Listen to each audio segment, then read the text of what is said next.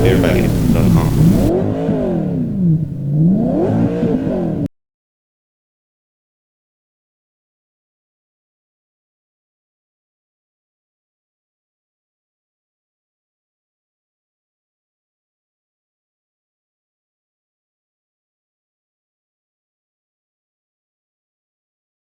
Installation of Airbagit Air Struts is easy and can be accomplished by a qualified technician in just a couple of hours. Start by raising the vehicle and removing the wheels.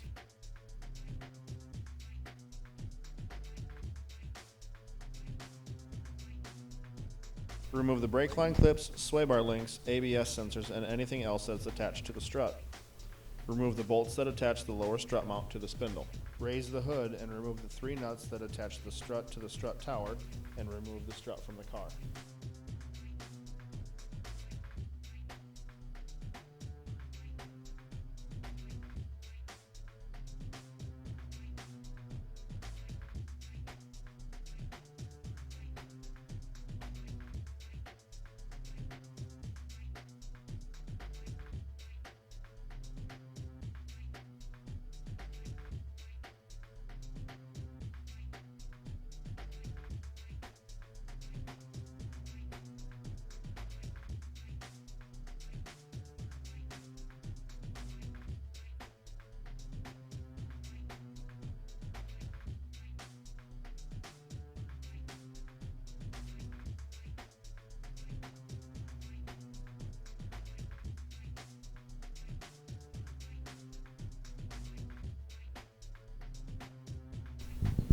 We built our air struts to ride 2 inches below the factory ride height.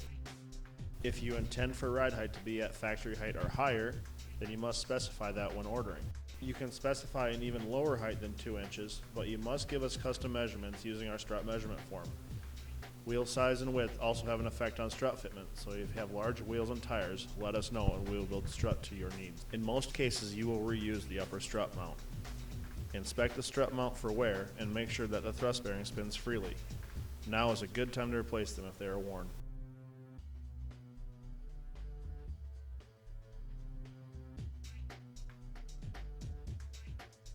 Thrust bearings are included for McPherson style struts or any other application where your strut turns with your wheels. If the factory upper mount has a bearing in it that will contact the snout of the strut, then you can discard the bearing that is included. Some OE applications will have a thrust bearing that rides on the outer spring contact surface of the upper mount and will not sit against the snout of the strut. For these applications, use the thrust bearing and washer that is included with the air strut kit. We do not sell a universal strut kit. Our struts are built exactly to original equipment specifications. Even the smallest details, such as the upper mounting stem, is exactly like the factory strut.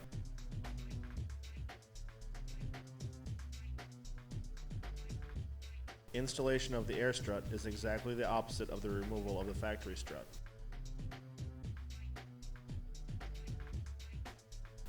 Install the upper mount first.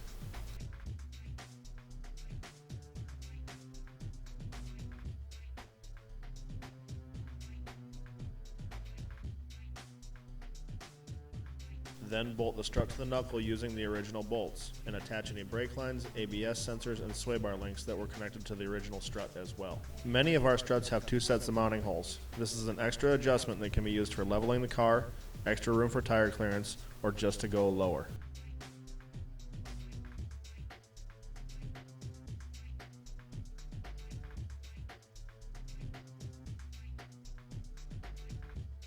Install the air fitting and connect the air line.